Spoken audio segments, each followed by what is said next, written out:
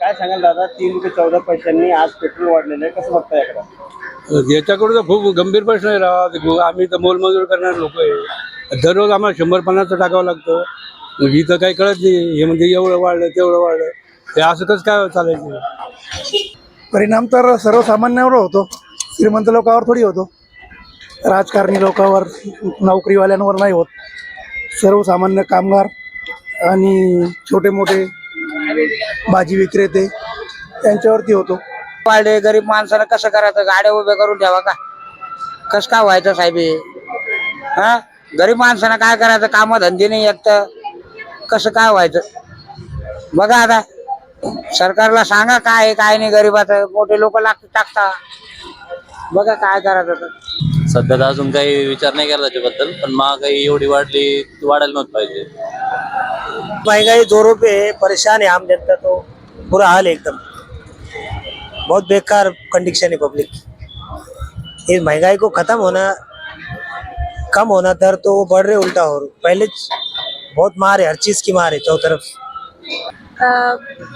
झळ बसणार आहे सामान्य व्यक्तींना खरं तर या दरवाढीमुळे, कारण की पहिले जरा कमी होतं, पण आता जरा वाढले असल्या कारणामुळे थोडंसं आता सामान्य माणसांना सुद्धा याची झळ बसणार आहे आणि त्यांचं आर्थिक बजेट पूर्ण होण्याची शक्यता आहे. या सरकारला कळायला पाहिजे, मोदी साहेबाला कळायला पाहिजे ना, एवढा भावते ना वाढवलं नाही पाहिजे.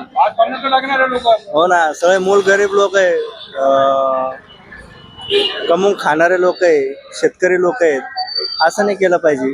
त्यांना फक्त त्यांचे घरं भरायचं काम केलेलं आहे त्या सरकारनं फक्त घरं भरायचं काम केलेलं आहे. पुरं भ्रष्टाचार चालू आहे हो साहेब, पुरं भ्रष्टाचार चालू आहे. आणि माझं नाव योगेश केदारे.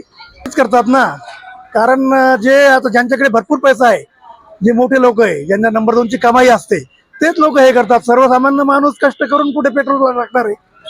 पेट्रोल तर टाकणार नाही आणि कुठे जाणारही नाही कामाच्या व्यतिरिक्त, कारण त्यांना फक्त कामालाच जावं लागतं. श्रीमंत लोक फिरायला जातात, फंक्शनला जातात, याला जातात त्याला जातात, शौक पाण्यासाठी इकडे तिकडे फिरतात.